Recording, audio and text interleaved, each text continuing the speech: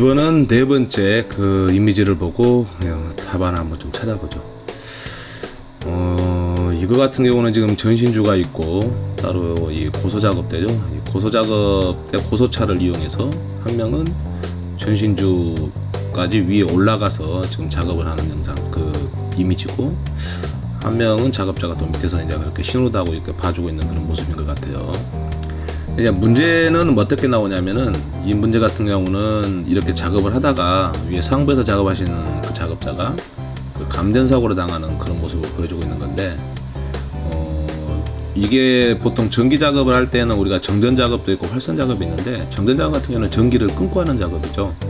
활선 작업은 전기가 통한 상태에서 하는, 즉 전기가 살아있는 상태에서 하는 작업입니다. 그래서 굉장히 좀 위험한 작업인데, 뭐 안전하게만 하면은 아무 이상은 없겠지만은요. 그래서 이렇게 이제 그 화면에서 나와 있는 내용인데, 이러한 활선 작업을 할 때 어떤 위험 요인이 무엇인가를 그렇게 물어보는 문제입니다. 보통 문제는 뭐 세 가지 그 정도로 쓰는 게 나와 있는데, 이걸 막상 여러분들이 쓰시려고 하게 되면은 또 어렵죠, 항시. 그래서 처음에 제가 항시 하겠지만은 그 답안의 키워드, 그 열쇠는 결국은 포엠입니다. 맨은 무엇이고, 그리고 매니지먼트는 무엇이고, 미디어는 무엇이고, 머신은 무엇인가, 그것을 본다라면은 거기에 대한 위험 요인들은 바로 보일 수가 있는 거죠. 화면을 자세히 보게 되면은 그 내용이 이게 있죠.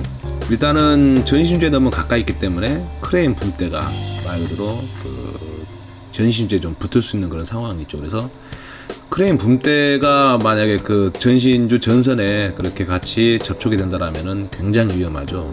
그래서 일단은 위험 요인은 그 머신으로, 쉽게 말해서 물적 요인으로 그 활선이 되고 있는 전기가 통화하는 전선에 그 크레인 붐대가 접촉할 우려가 있는 것도 하나의 그 감전 요인이 되는 거죠.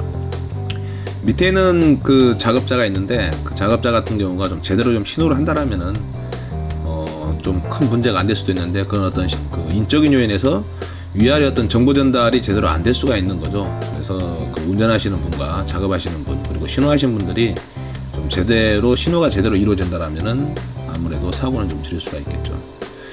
그리고 그 위에서 상부에서 작업하시는 분 같은 경우도 어찌 보면은 제대로 된 활선 작업을 할 때 보호가 제대로 좀 갖춰져 있다라면은 큰 문제는 안 될 수가 있습니다.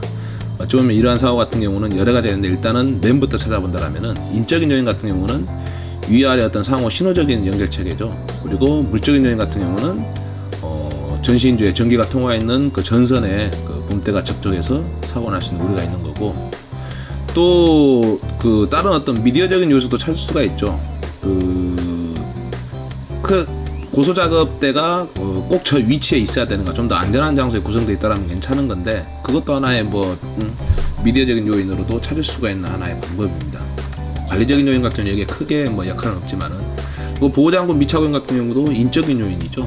아니면 뭐 보호장구에 결함이라든지 그런 게 있는데, 저희가 이것을 작성하는 데 있어가지고 정확한 동영상을 보지는 못한 상태에서 구전으로 전해드리는 것들이 많기 때문에 아무래도 보다 좀 정확성은 떨어질 것입니다. 그러나 중요한 것은 처음에도 이야기했지만은 위험의 요인을 찾는 것은 맨, 머신, 미디어, 매니지먼트, 그 네 가지를 생각해서 한다면 우리가 상식선에서 얼마든지 답안을 찾을 수가 있을 겁니다.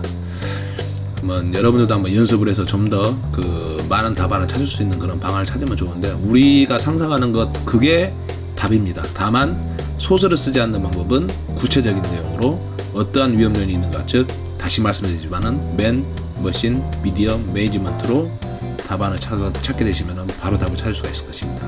이상 도수법이었습니다.